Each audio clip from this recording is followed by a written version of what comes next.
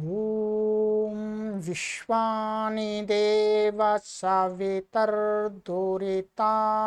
पराशुव यद्भद्रं तन्न आशुव। ॐ शान्ति शान्ति शान्ति। सभी को सादर नमस्ते। सनातन वैदिक धर्म यूट्यूब चैनल में आप सभी सनातन वैदिक धर्म प्रेमी महानुभावों का हार्दिक अभिनंदन है।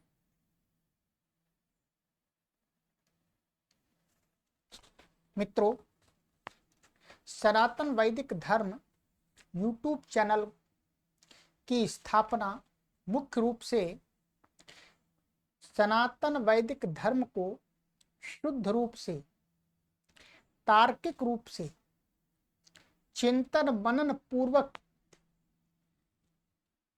आप सभी तक पहुंचाने के लिए की गई। आज हम इस चैनल पर एक बहुत विशेष श्रृंखला का आरंभ करने जा रहे हैं। ऐसी श्रृंखला कि जो श्रृंखला आपको सनातन वैदिक धर्म के मूल तत्वों को जानने में परम सहायक होगी। ठीक है, परंतु सर्वप्रथम इस श्रृंखला को आरंभ करने से पूर्व मैं आप सभी दर्शक महानुभावों से विनम्रता पूर्वक निवेदन करता हूं कि इस श्रृंखला का जो लाभ है उन्हीं को मिलेगा, उन्हीं को लाभ दिलाने के लिए बनाई जा रही है। यहां पर मैंने स्पष्ट लिख दिया है कि कौन लोग इसका लाभ ले सकते हैं। ठीक है, यह कक्षा तर्कशील, सत्यग्राही, मननशील एवं उच्च बुद्धि स्तर वाले सनातन वैदिक धर्म को जानने के इच्छुक पाठकों के लिए है, सामान्य बुद्धि स्तर वाले पाठक वृंद के लिए नहीं। ये स्पष्ट हमने एक निर्देश दे दिया है और ये प्रत्येक कक्षा में आपको मिलता रहेगा इस सीरीज की। यह कक्षा वस्तुतः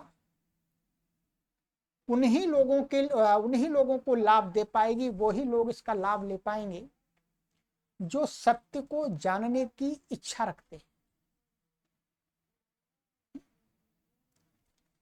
कि सत्य क्या है।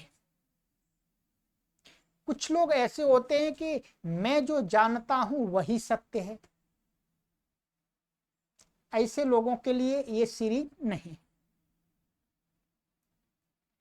ये सीरीज उन लोगों के लिए है कि जो मैं जानता हूं वो वस्तुतः सत्य है या नहीं है, वो सत्य की कसौटी पर उतरता है या नहीं उतरता है।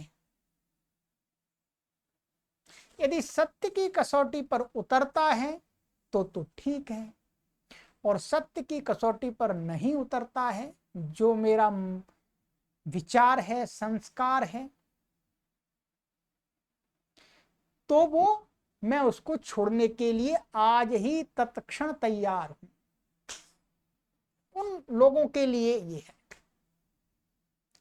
और जो तार्किक, जो तर्क करके किसी विषय का निर्णय करते हैं, आंखें बंद करके नहीं, किसी ने बोल दिया वैसा ही मान लेना, उन लोगों के लिए नहीं।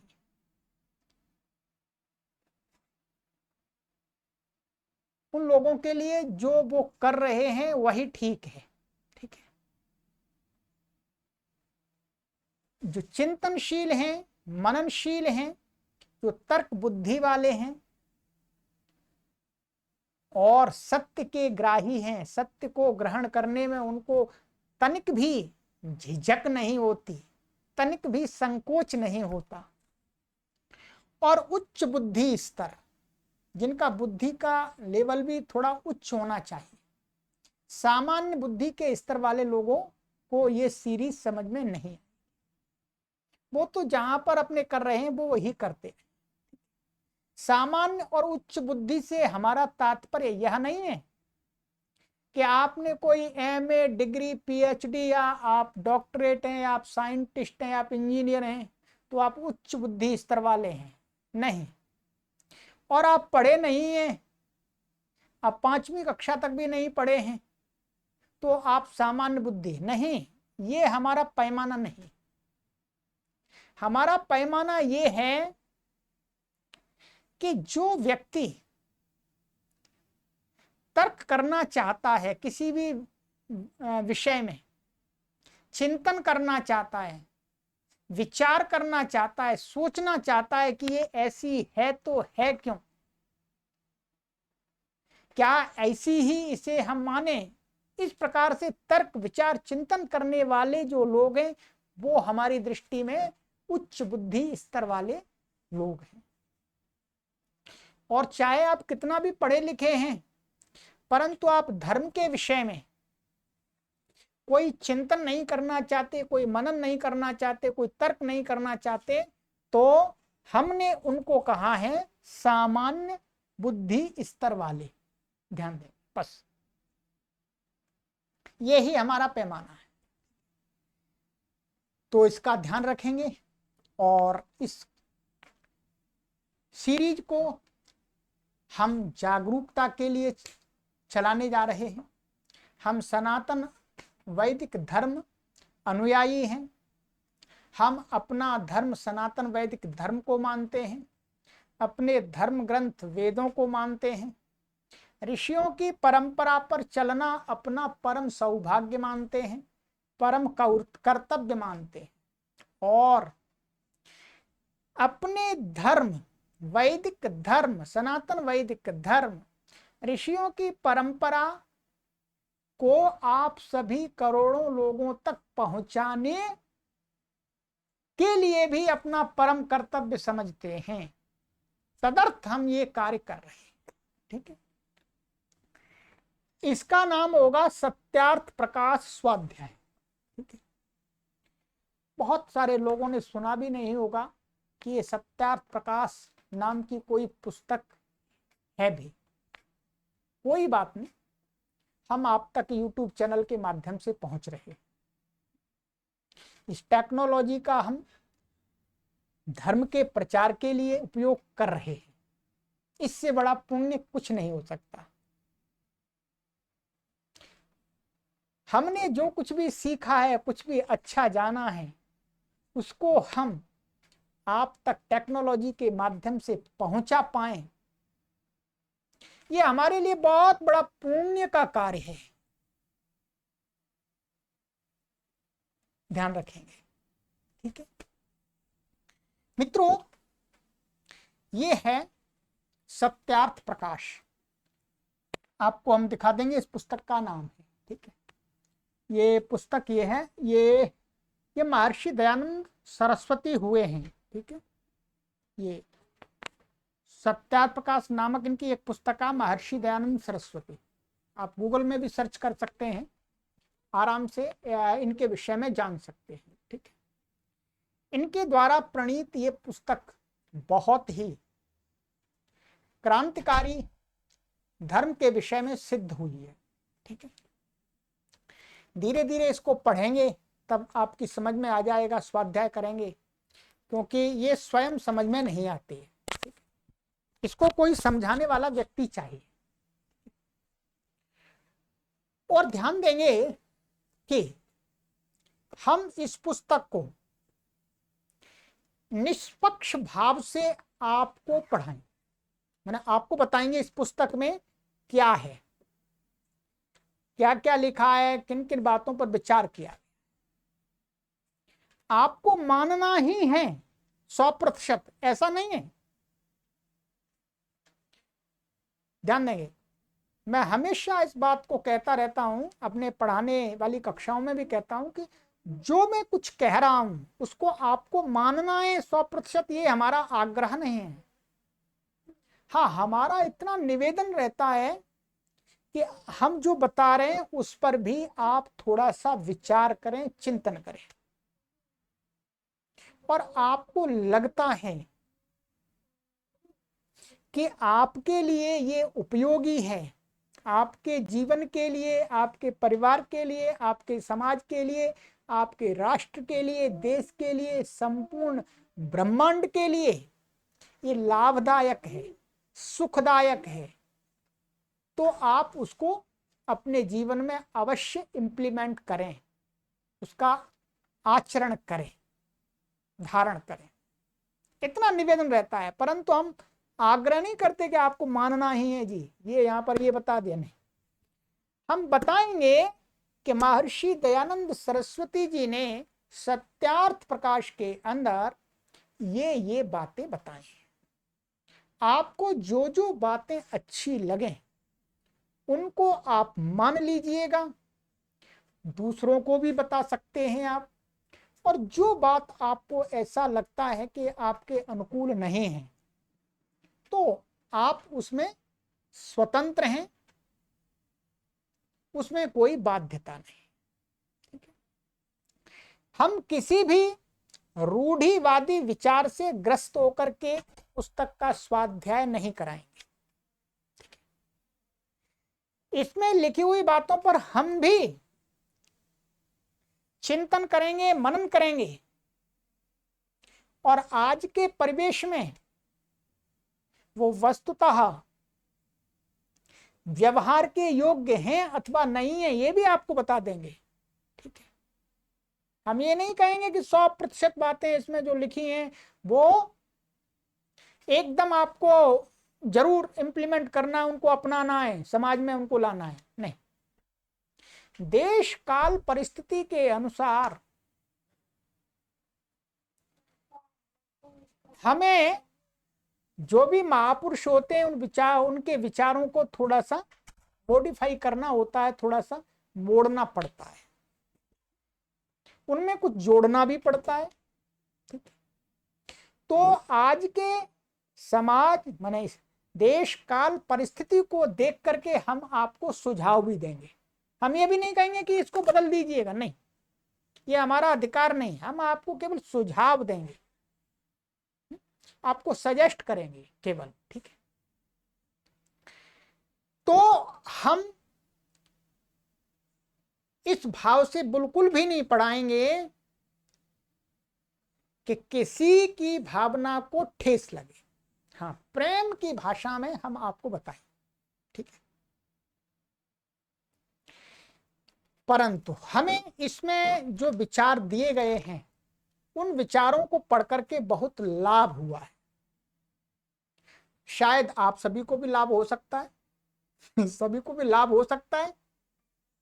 तो आप आज के इस प्रथम जो हमारा जो प्रथम कक्षा है आज की, उसमें इतना संकल्प अवश्य कर लीजिएगा कि आप इस पूरी पुस्तक का स्वाध्याय इस सनातन वैदिक धर्म यूट्यूब चैनल के माध्यम से अवश्य करेंगे। हाँ, मैं संकल्प लेता हूं कि मैं यदि जीवित रहा, हाँ जीवित रहा, भाई मरी जाए आदमी फिर क्या पता, यदि व्यक्ति मैं जीवित रहा तो इस संपूर्ण ग्रंथ को, संपूर्ण ग्रंथ का स्वाध्याय आपको इस चैनल के माध्यम से अवश्य करा दूंगा। संपूर्ण सत्यार्थ प्रकाश का स्वाध्याय आपको किसी भी ऑनलाइन प्लेटफॉर्म पर नहीं मिलेगा। ये जो विचार हैं इस पुस्तक के, ये मानव मात्र के लिए, इसमें हिंदू भी आ सकते हैं, मुसलमान भी आ सकते हैं, ईसाई भी आ सकते हैं, पारसी भी आ सकते हैं, सभी के लिए हितकारी है। क्योंकि इसकी जो महर्षि दयानंद सरस्वती हैं उन्होंने स्वयं लिखा है कि ये केवल इस भारत देश में रहने वाले हिंदू लोगों के लिए ही नहीं है, ये संपूर्ण मानव जाति को ध्यान में रख करके मैं विचारों को यहां पर प्रस्तुत कर रहा हूं। इसलिए इसमें कोई भी आप किसी भी संप्रदाय के, किसी भी धर्म अर्थात संप्रदाय से संबंध रखते हैं तो भी आप सुन सकते हैं, लाभ ले सकते हैं। आपको जो बात अच्छी ना लगे उसको ऊपर से निकाल सकते हैं, जो बातें अच्छी लगें उनको यहां पर रोक सकते हैं। यही सबसे अच्छा उपाय है। हम तो यही मार्ग अपनाते हैं, हम सबकी बात सुनते हैं, सबकी बात सुनते हैं, और जो हमारे लिए हमें लगता है हमारे लिए हितकारी है, उपयोगी है, समाज के लिए उपयोगी है, उसको यहाँ पर रख लेते हैं, बाकी शेष बातों को ऊपर से निकाल देते हैं। तो हम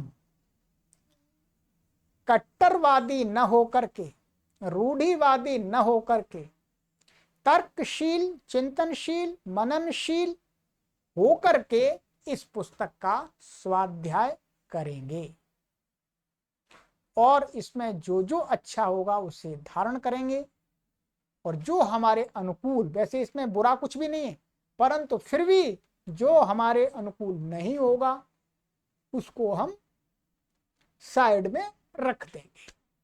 ठीक है, ये बहुत प्रसिद्ध पुस्तक है।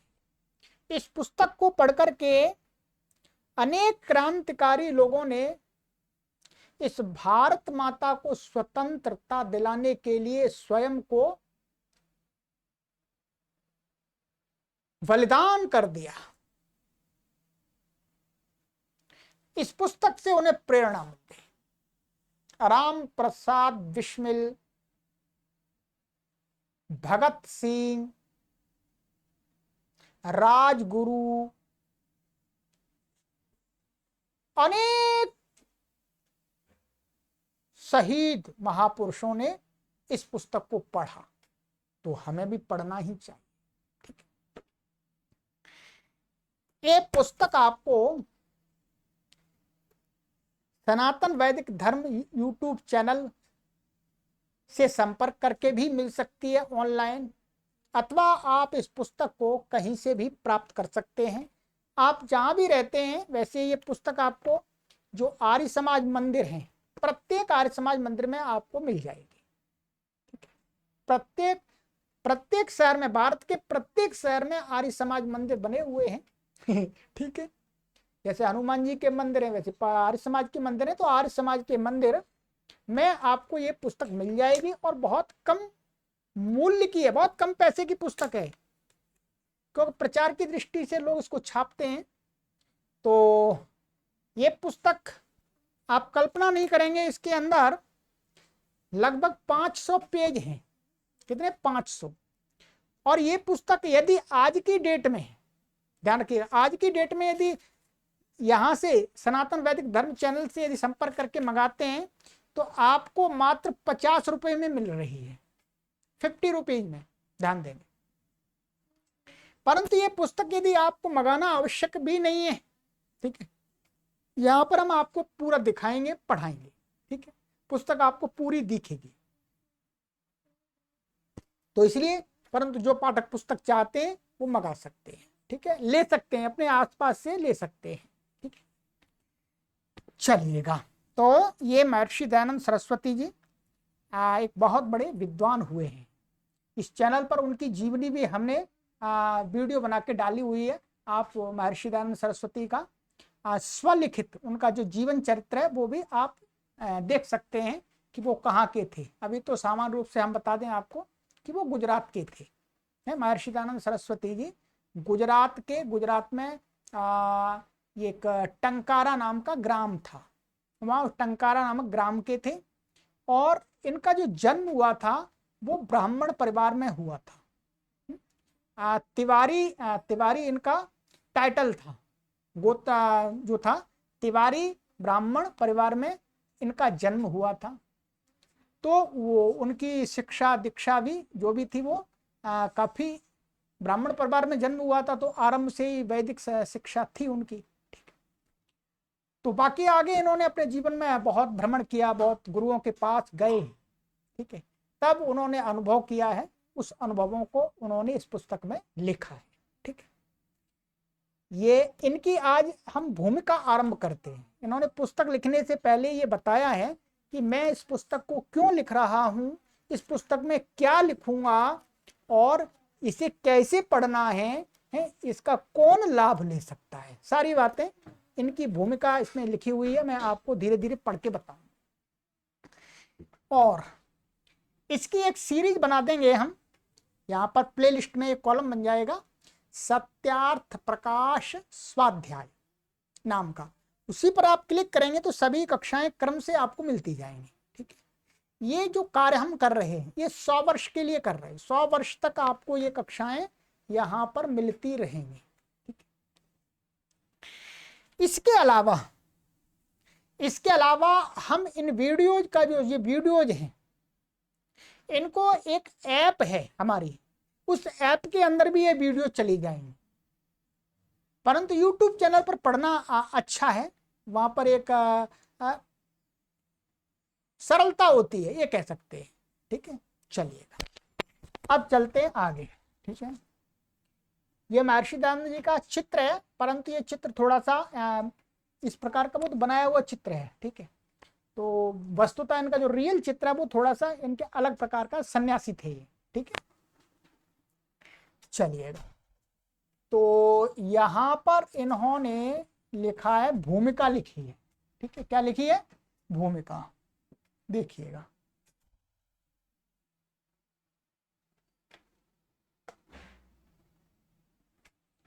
सबसे पहले आपको, यदि बहुत सारे पाठक कहते हैं हमें ठीक नहीं दिख रहा वो है ये वीडियो में, तो आप सभी से हम निवेदन करते हैं कि आप अपनी वीडियो को देखने की जो क्वालिटी है वो क्वालिटी आप 720 कर लीजिएगा। 720 कर लीजिएगा तो एकदम आपको ये क्लियर दिखेगा।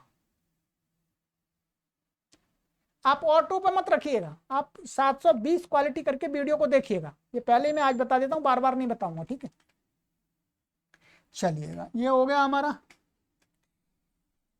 ये है ओम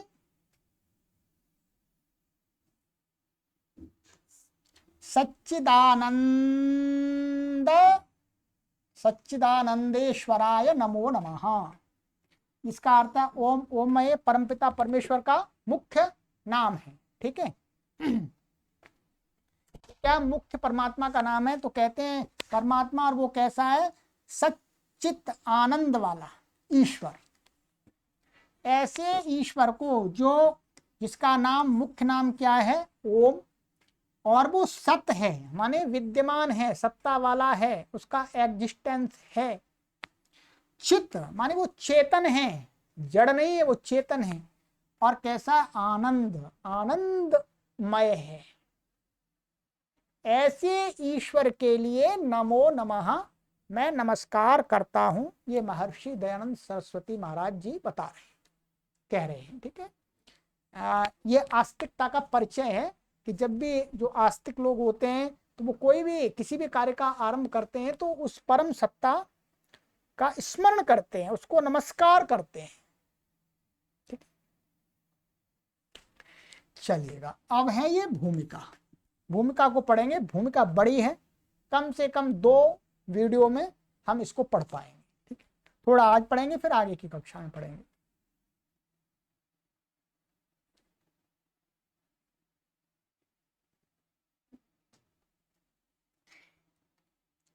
जिस समय मैंने यह ग्रंथ सत्यार्थ प्रकाश बनाया था, उस समय और उससे पूर्व संस्कृत भाषण करने, पठन पाठन में संस्कृत ही बोलने और जन्मभूमि की भाषा गुजराती होने के कारण से मुझको इस भाषा का विशेष परिज्ञान न था। इससे भाषा अशुद्ध बन गई थी। इन्होंने कहा कि ये गुजराती थे, तो गुजराती इनकी मातृभाषा थी, जन्म स्थान की भाषा, और संस्कृत भाषा का पठन पाठन, और ये इस पुस्तक के निर्माण से पहले संस्कृत में ही बोलते थे, संस्कृत में ही व्यवहार करते थे, संस्कृत में पठन और पाठन आदि कार्य करते थे। तो इसलिए कह रहे हैं कि मुझे हिंदी भाषा का उतना अच्छा ज्ञान नहीं था।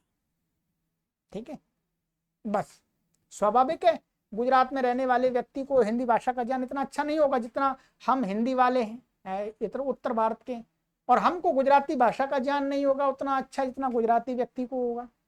नहीं तो स्वाभाविक है, इसमें कोई परेशानी नहीं। अब भाषा बोलने और लिखने का अभ्यास हो गया। अब कहते हैं इन्होंने, अब जब ये फिर दोबारा एक पुस्तक इन्होंने इसको संशोधन किया तो कहते हैं अब उन्हें धीरे धीरे अब उन्होंने हिंदी बोलना लिखना आदि सीख लिया अच्छी प्रकार से लोगों में रह करके। इसलिए इस ग्रंथ को भाषा व्याकरणानुसार शुद्ध करके दूसरी बार छपवाए। ठीक है, सरल है, इसमें कोई समझाने की आवश्यकता नहीं है। कहीं कहीं शब्द वाक्य रचना का भेद हुआ है, सो करना उचित था, क्योंकि इसके लिए भेद किए बिना भाषा की परिपाटी सुधरनी कठिन थी, परंतु अर्थ का भेद नहीं किया है, प्रत्युत विशेष तो लिखा गया है। ये कह रहे हैं जो उन्होंने पहले लिखा था जिसमें हिंदी भाषा की कुछ त्रुटियां रह गई थी, उसको जब दूसरी बार इन्होंने उसको छपवाया तो उसमें सुधार कर दिया। जो सिद्धांत या अर्थ का अर्थ है सिद्धांत, अर्थ का भेद माने जो इन्होंने सिद्धांत पहले बताए थे वही सिद्धांत तो वही है, प्रत्युत अपितु और उसको विशेष बता दिया गहराई से। ठीक है, हाँ जो प्रथम छपने में कहीं कहीं भूल रह गई थी वह निकाल शोध कर ठीक ठीक कर दी गई है। ठीक है, ये तो होता ही है पुस्तक छापते समय। यह ग्रंथ 14 समुल्लास अर्थात 14 विभागों में रचा गया। इस समुल्लास हम कह सकते हैं एक जैसे पुस्तक में अध्याय के रूप में बांटते हैं, लेसन के रूप में बांटते हैं, पुस्तक को बांटने का अपना अपना तरीका होता है। तो इन्होंने इस पुस्तक को 14 विभागों में बांटा है, तो उस विभाग को ही इन्होंने समुल्लास नाम दिया है। सम उल्लास शाब्दिक अर्थ लेंगे इसका, तो सम उल्लास का अर्थ है अच्छे पढ़ करके जिससे अच्छी प्रकार से मन उल्लसित होता हो, ऐसा कर सकते हैं। परंतु जैसे हम अध्याय रखते हैं ना वैसे इन्होंने समुल्लास रखा है, ध्यान रखेंगे। तो 14 समुल्लास हैं, 14 भाग हैं। इसमें 10 समुल्लास पूर्वार्ध और 4 उत्तरार्ध में बने। फिर इन्होंने उन समुल्लासों के भी 2 भाग कर दिए विषय वस्तु के अनुसार। पहले सभी विषय वस्तु एक जो है लिए उन्होंने वो 10 समुल्लास में रखी है और शेष दूसरी 4 में, तो ये 2 पार्ट हो गए इस प्रकार से। परंतु अंत के 2 समुल्लास और पश्चात स्वसिद्धांत किसी कारण से प्रथम नहीं छप सके थे, अब वे भी छपवा दिए हैं। कह रहे हैं कि ये जो 4 अध्याय समुल्लास है इनमें से जो पहले इन्होंने छपवाया था उसमें 13 और 14वां समुल्लास नहीं छप पाया था, और इसके पीछे एक स्वमत सिद्धांत है, स्वमंतव्य, वो भी नहीं छपा था। परंतु जब दूसरी बार इन्होंने छपवाया तो उसमें ये 2 समुल्लास और जोड़ दिए, 13 और 14, और स्वमंतव्य जो कुछ विचार हैं वो भी जोड़ दिए। ठीक है, ये हो गया। अब यहाँ पर बता रहे हैं कि यहाँ विषय वस्तु को बता रहे हैं संक्षिप्त रूप से। नंबर 1, प्रथम समुल्लास में ईश्वर के ओंकारादि नामों की व्याख्या। इसमें जो प्रथम समुल्लास है, प्रथम जो अध्याय है, उसमें कहते हैं कि ईश्वर के जो अनेक नाम हैं, ईश्वर के अनेक नाम हैं, ब्रह्मा विष्णु महेश श्री लक्ष्मी, ये सारे नाम ईश्वर के। तो उन नामों की विशेष व्याख्या की गई है कि ईश्वर को इस नाम से इस नाम से इस नाम से क्यों पुकारा जाता है, एक ही ईश्वर अनेकों नामों से क्यों जाना जाता है, इसके बारे में इन्होंने विस्तार से बताया प्रथम समुल्लास में। ठीक है। नंबर 2, द्वितीय समुल्लास में संतानों की शिक्षा। जो दूसरा समुल्लास है उसमें अपने बालकों की शिक्षा कैसी होनी चाहिए, हम लोगों के बच्चों की जो हमारी संतानें हैं उनको हमें बचपन में कैसी शिक्षा देनी चाहिए उसके बारे में बताया है। नंबर 3, तृतीय समुल्लास में ब्रह्मचर्य, पठन पाठन व्यवस्था, सत्य ग्रंथों के नाम और पढ़ने पढ़ाने की रीति। ध्यान दें, जो तृतीय समुल्लास है उसमें एक तो ब्रह्मचर्य के विषय में बताया गया है। ब्रह्मचर्य आपको समझ में आता है नहीं आता है समझ जाएंगे। पढ़ने और पढ़ाने की व्यवस्था कैसी होनी चाहिए हमारे संस्थानों की, सत्य और असत्य ग्रंथ कौन कौन से हैं के नाम, पढ़ने पढ़ाने की रीति, किस प्रकार से पढ़ना और पढ़ाना चाहिए, ये बताया है। नंबर 4, चतुर्थ समुल्लास में विवाह और गृहस्थाश्रम का व्यवहार बताया है कि विवाह के विषय में और गृहस्थ माने मैरिड लाइफ उसके बारे में बताया है। ठीक, चलिएगा। 5वां, पंचम समुल्लास में वानप्रस्थ और संन्यासाश्रम की विधि बताई है। तो 5वें समुल्लास में एक वानप्रस्थ माने मैरिड लाइफ के बाद वानप्रस्थी बनते हैं, पीले से कपड़े पहनते हैं। ठीक है, आजकल तो नहीं पहनते, प्राचीन काल की जो परंपरा थी उसको उन्होंने बताया है। और संन्यास आश्रम, सन्यासी जानते हैं आप, साधु महात्मा, उसके विषय में बताया है। छठे समुल्लास में राजधर्म बताया है कि राजा का धर्म क्या है, राजा को अपने राज्य का पालन किस प्रकार आदि से करना चाहिए वो बताया है। सप्तम समुल्लास में वेदेश्वर विषय, 7वां समुल्लास में क्या है, वेद और ईश्वर का विषय बताया है। वेद क्या है, वेद में क्या है, ईश्वर कैसा है, इत्यादि इत्यादि विषय पर चर्चा की है। 8वां समुल्लास है, अष्टम समुल्लास में जगत की उत्पत्ति, स्थिति और प्रलय के बारे में बताया है कि जगत कैसे उत्पन्न होता है, कैसे रहता है और फिर कैसे नष्ट हो जाता है, इसके विषय पर चर्चा की है। 9वां समुल्लास में विद्या अविद्या बंध और मोक्ष की व्याख्या की गई। ठीक है, 9वें समुल्लास में विद्या क्या है, अविद्या क्या है, बंध क्या है, मोक्ष क्या है। 10वें समुल्लास में आचार अनाचार और भक्ष्याभक्ष विषय, माने क्या हमें आचरण करना चाहिए, क्या आचरण नहीं करना चाहिए, क्या खाना चाहिए, क्या नहीं खाना चाहिए, इस विषय पर चर्चा की है। 11वां, एकादश समुल्लास में आर्यावर्तीय मतांतर का खंडन मंडन विषय बताया। 11वें समुल्लास में जो ये आर्यावर्त जम्बू द्वीप है, भारत खंड जो अफगानिस्तान ईरान तक जो फैला हुआ था, उसमें जो मत और मतांतर फैले हुए हैं, उन मत मतांतरों कुछ का खंडन भी किया है, कुछ का मंडन भी किया है। ठीक है, चलिएगा। 12वां वो वहीं जानेंगे।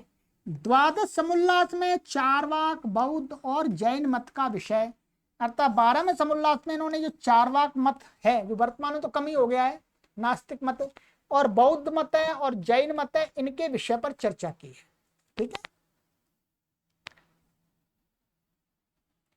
13वां समुल्लास, त्रयोदश समुल्लास में ईसाई मत का विषय।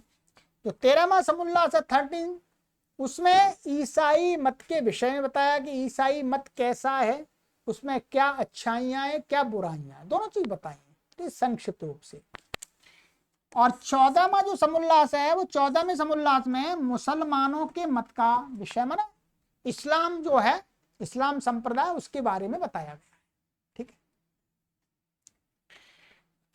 तो अब क्रमशः पढ़ते रहेंगे। ठीक है, क्रमशः पढ़ते रहेंगे। अब आइएगा, ये हमने मोटा मोटा इन्होंने बता दिया कि ये विषय यही आपको इन समुल्लासों में क्रमशः मिलेगा।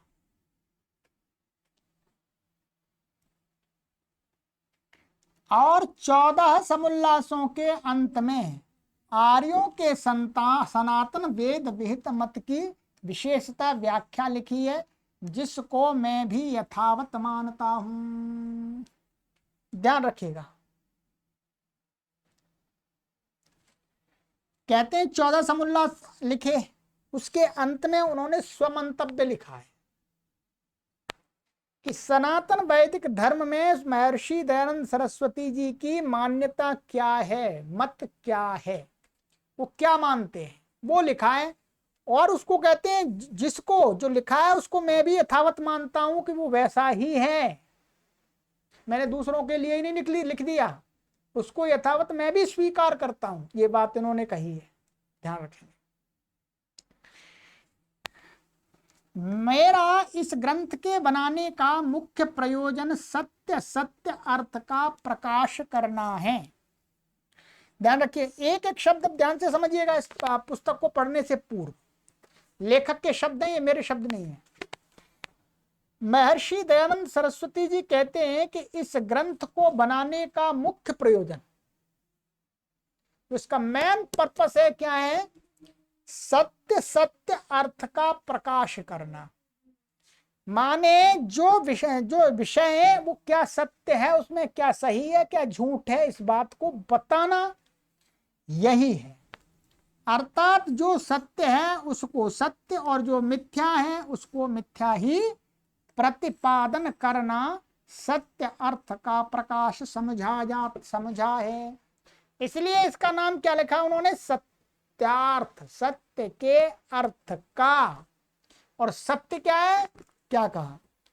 जो सत्य है उसको सत्य और जो मिथ्या है उसको मिथ्या प्रतिपादन करना ही सत्य का अर्थ, माने सत्य के अर्थ का प्रकाश करना। इसलिए इन्होंने नाम रखा है सत्यार्थ प्रकाश। वह सत्य नहीं कहा था जो सत्य के स्थान में असत्य और असत्य के स्थान में सत्य का प्रकाश किया जाए। ध्यान दें, क्या वह सत्य नहीं कहा था जो सत्य के स्थान में असत्य हो और असत्य के स्थान में सत्य बताया जाए। वो सत्य नहीं है, वो तो झूठ है, छल है, कपट है, धोखा है। चलिए, किंतु जो पदार्थ जैसा है उसको वैसा ही कहना, लिखना और मानना सत्य कहाता। बिल्कुल सही है। जो मनुष्य पक्षपाती होता है वह अपने असत्य को भी सत्य और दूसरे विरोधी मत वाले के सत्य को भी असत्य सिद्ध करने में प्रवृत्त होता है। ध्यान रखिएगा, ये बहुत विशेष बात कही है। आप देख सकते हैं, व्यवहार में आज भी देख सकते हैं। जो मनुष्य पक्षपाती होता है, पक्षपात करता है, वो क्या है? अपने असत्य को भी सत्य ठहराता है और दूसरा जो उसको विरोधी है उसको मानने वाले मत वाले के सत्य को भी वो असत्य सिद्ध करता है। ठीक है, प्रवृत्त होता है। इसलिए वह सत्य मत को प्राप्त नहीं हो सकता। ऐसा व्यक्ति सत्य को ग्रहण नहीं कर सकता। ध्यान रखें, इस प्रकार के व्यक्ति को क्या कहते हैं? दुराग्रही, हठी, रूढ़िवादी। ठीक है, इसीलिए विद्वान आप्तों का यही मुख्य काम है कि उपदेश व लेख द्वारा सब मनुष्यों के सामने सत्यासत्य का स्वरूप समर्पित कर दे। पश्चात वे स्वयं अपना हिताहित समझकर सत्यार्थ का ग्रहण और मिथ्यार्थ का परित्याग करके सदा आनंद में रहें। देखिए इनकी भावना, देखिए कितनी उच्च भावना है। कोई प्रेशर नहीं बना रहे किसी पर। क्या कह रहे हैं? इसलिए विद्वान आप्तों का यही मुख्य काम है। जो विद्वान लोग हैं, प्रचारक लोग हैं, अध्यापक लोग हैं, उपदेष्टा लोग हैं, उनका मुख्य कर्तव्य क्या है कि उपदेश व लेख, माने उपदेश बोल करके अथवा लिख करके सब मनुष्यों के सामने, सबका अर्थ केवल हिंदू नहीं है, हिंदू, मुसलमान, ईसाई, पारसी, जो भी है सभी आ गए इसके अंदर। सब मनुष्यों के सामने सत्य का स्वरूप समर्पित कर दे कि भाई देखो ये तो सत्य है और ये असत्य है। पक्षपात ना करे कि ये मेरा है, मेरा असत्य भी सत्य है और मेरा सत्य तो सत्य है ही, और दूसरे का असत्य भी, वो दूसरे का सत्य भी असत्य है, असत्य तो असत्य है ही। ऐसा नहीं।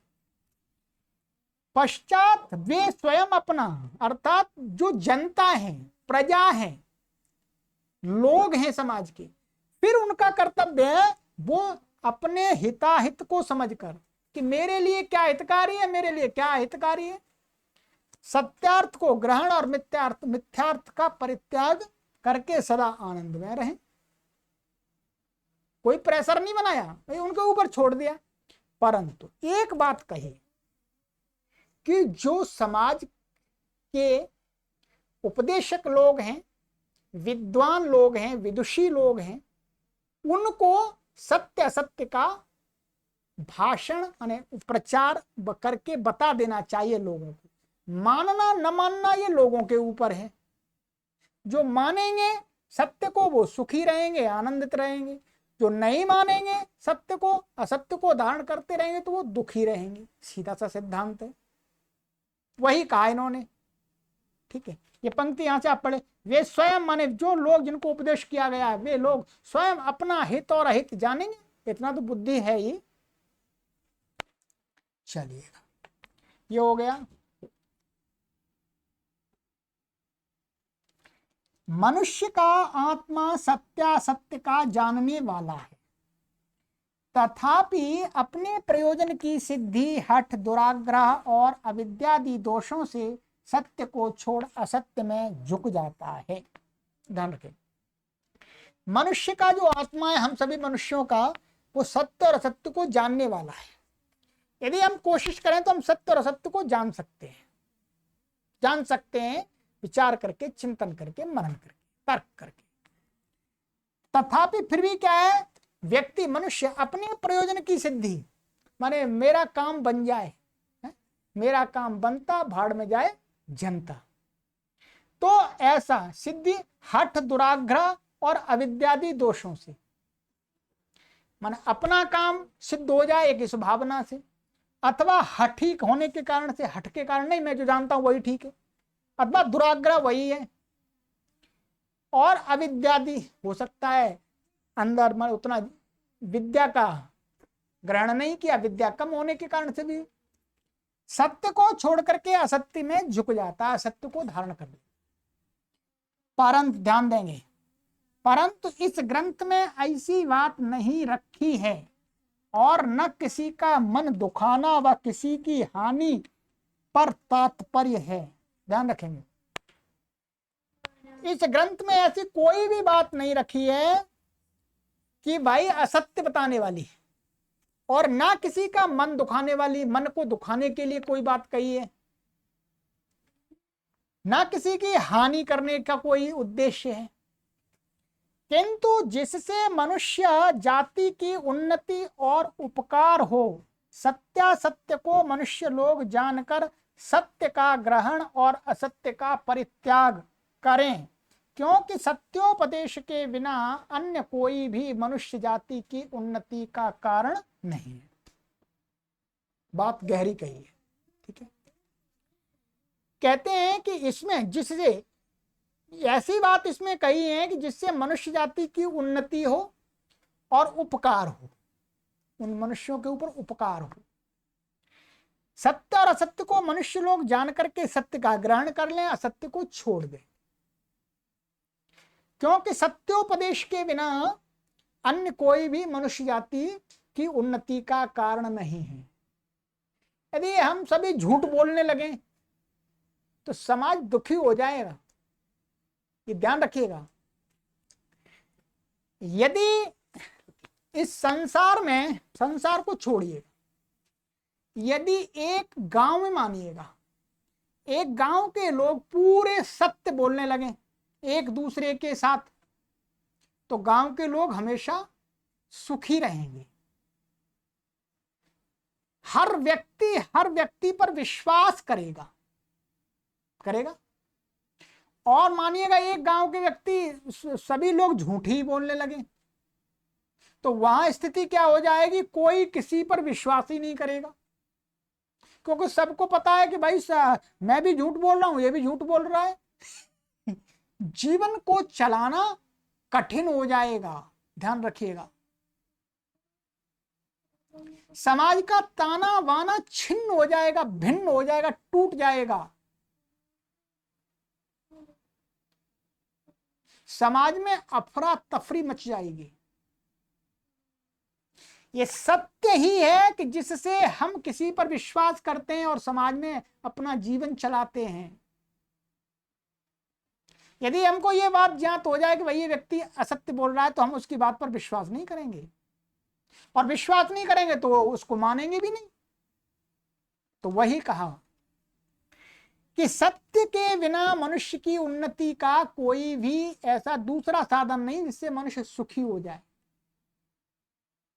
ध्यान रखिए, हर व्यक्ति यही चाहता है, झूठ बोलने वाला भी यही चाहता है कि ये सामने वाला मेरे से सत्य बोले। ये नहीं चाहता कोई भी व्यक्ति कि भाई ये सामने वाला मेरे से झूठ बोले। इसका मतलब झूठ खराब है, झूठ हानिकर है, और सत्य क्या है, लाभदायक है। तभी तो हर कोई चाहता है कि भाई मेरे साथ में सभी लोग सत्य बोले। ठीक, बेशक चाहे झूठा व्यक्ति भी यही चाहता है, सत्य बोलने वाला तो चाहता ही है। ठीक, चलिएगा आगे कहते हैं कि इस ग्रंथ में जो कहीं कहीं भूल चूक से अथवा शोधने तथा छापने में भूल चूक रह जाए, उसको जानने जनाने पर जैसा वह सत्य होगा वैसा ही कर दिया जाएगा। और जो कोई पक्षपात से अन्यथा शंका व खंडन मंडन करेगा, उस पर ध्यान न दिया जाएगा। हाँ, जो वह मनुष्य मात्र का हितैषी होकर कुछ जनावेगा, उसको सत्य सत्य समझने पर उसका मत संग्रहित होगा। बहुत बड़े दिल वाले हैं ये महर्षि दयानंद सरस्वती जी। इनको घमंड नहीं है, अहंकार नहीं है कि मैं बहुत बड़ा विद्वान हूं, मैं बहुत बड़ा सन्यासी हूं, बहुत बड़ा तपस्वी हूं, बहुत बड़ा योगी हूं, इसलिए मैं जो जानता हूं वो बिल्कुल 100% सही है। ऐसी घोषणा नहीं कर रहे। यही महापुरुषों की, महान पुरुषों की, आदर्श पुरुषों की पहचान होती है। क्या कह रहे हैं, इस ग्रंथ में कहीं कोई भूल चूक हुई है यदि मेरे से, अथवा शोधने अथवा छापने में संशोधन अथवा छापने में प्रिंटिंग प्रेस में कोई मिस्टेक हुई है, उसको जानने जनाने पर मैं, कोई व्यक्ति मुझे बताएगा तो मैं उसको स्वीकार करूंगा। परंतु कोई पक्षपात की दृष्टि से शंका करेगा है कि भाई अरे हाँ ये तो हमारे बात का खंडन कर रहे हैं, तो इस बात को वो नहीं मानेंगे, साफ कह रहे हैं। हाँ, कोई मुझे मेरी गलती की तरफ बताएगा कि देखिए महाराज जी आपने ये ऐसा तो गलत लिख दिया है, ये ऐसा नहीं है। माने मनुष्य की उन्नति के ध्यान में रख करके उपकार मात्र की दृष्टि से, ठीक है, तो सत्य जो जैसा वह सत्य होगा वैसा ही वो कर देंगे, उनको कोई परेशानी नहीं है। और जो कोई पक्षपात व शंका और खंडन मंडन करेगा उसकी बात को कोई ध्यान नहीं दिया जाएगा। ये भी सही बात है, उसकी बात पर क्या ध्यान देना। ठीक, हठी दुराग्रही की बात पर ध्यान नहीं देंगे। ठीक, चलिएगा अब आज की कक्षा में इतना ही पढ़ेंगे। भूमिका काफी बड़ी है, शेष भूमिका को हम आगे की कक्षा में पढ़ेंगे। तो आज हमने यहाँ तक आपको स्वाध्याय कराया है। चलिएगा, हम संस्कृत के विद्वान हैं, इसलिए हमारे मन में विचार आया कि इसमें जब लोग पढ़ते हैं स्वयं इस पुस्तक को, तो इसमें संस्कृत की सामग्री भी काफ़ी है, तो उनको समझ में नहीं आता है। तो चलिएगा, हम उनको समझाने में सहयोग कर देते हैं। ठीक है, तो इसलिए पढ़ाना आरंभ। अब आपका भी परम कर्तव्य बनता है कि आपको ये विचार अच्छे लगते हैं तो आप अधिक से अधिक लोगों तक शेयर करके पहुंचाएं, जिससे उनका जीवन भी विद्या से युक्त हो, वो भी सत्य को जान करके सत्य को अपनाएं। ठीक है, चलिए, यदि आपने अभी तक सनातन वैदिक धर्म चैनल को सब्सक्राइब नहीं किया है, सब्सक्राइब कर लीजिएगा, घंटी को ऑन कर लीजिएगा, तो आपको कक्षाओं का नोटिफिकेशन मिलता रहेगा और आप वीडियो को देखते रहेंगे। वीडियो को आप कभी भी देख सकते हैं। ठीक है, किसी भी देश में देख सकते हैं। चलिए, सभी को सादर नमस्ते।